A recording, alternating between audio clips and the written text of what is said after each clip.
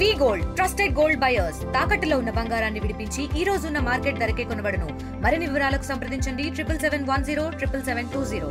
మనతో పాటు TTD board member Bhanuprakash Reddy ఉన్నారు. ఆయనతో మాట్లాడతాం. సార్, పరకామణి ఇష్యూ ఎక్కడి వరకు వచ్చింది?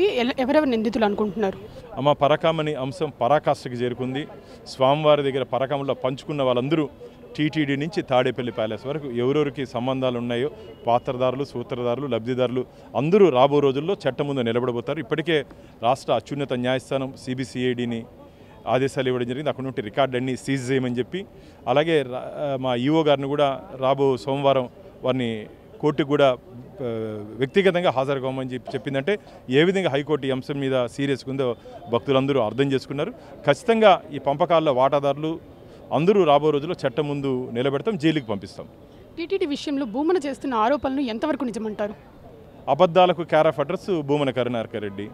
రాజకీయ నిరుద్యోగ మిగిలిపోయినట్టు భూమన కరుణాకర్ రెడ్డి గారు గోశాల నుంచి గోవిందుడి వరకు అన్ని రోజు 15 రోజులకు ఒకసారి ప్రెస్ మీట్ పెట్టి అబద్ధాలు చెప్తున్నారు. అందుకని ఈరోజు రేపు వారిని యూనివర్సిటీ పోలీస్ స్టేషన్ కూడా వ్యక్తిగతంగా హాజరు కమ్మని చెప్పింది. దాంట్లో కంప్లైంట్ ఇచ్చిన వ్యక్తిని కూడా నేనే. ఎందుకంటే ఆధారాలు ఉంటే చెప్పండి, మేము సరిదిద్దుకుంటాం. నేను కూడా తిరుమల తిరుపతి దేవస్థానాల మీద దాదాపు 20 సంవత్సరాలు పోరాటం చేసిన వ్యక్తినే. నేను అన్ని ఆధారాలతో మాట్లాడాను. కానీ ఈరోజు కరుణాకర్ రెడ్డి గారు ఏ ఆధారాలు లేకుండా అసత్య అబద్ధపు ఆరోపణ చేస్తున్నారు. కాబట్టి ఇలాంటి వారిని చట్ట పరిధిలో మేము శిక్షించాలని చెప్పి బోర్డులో కూడా మేము నిర్ణయం తీసుకోవడం జరిగింది. టీటీడీ విషయంలో గతంలో చేసిన గత ప్రభుత్వంలో ఉన్న ఇష్యూస్ మీద కూడా పోరాటం చేస్తున్న అది ఎంతవరకు వచ్చింది?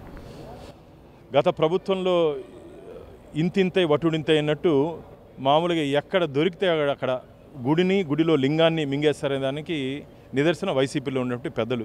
వెంకటేశ్వర స్వామి ఆలయంలో ఏదేది జరగదు, ఏదేది జరగకూడదు అనుకున్నానో అవన్నీ చేశారు. ఇవన్నీ చెప్తే భక్తులు మనోభావాలు బాధపడతాయి కాబట్టి అన్నీ చెప్పలేకపోతున్నానమ్మా.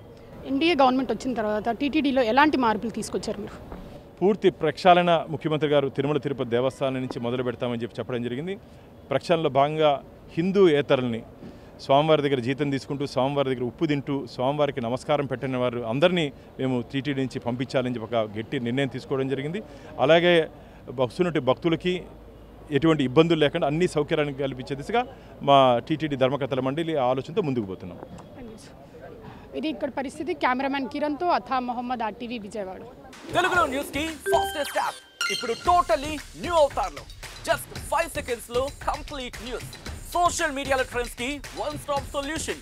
Live TV app voice search option తో ఇప్పుడే డౌన్లోడ్ చేయండి లేదా అప్డేట్ అయిపోండి.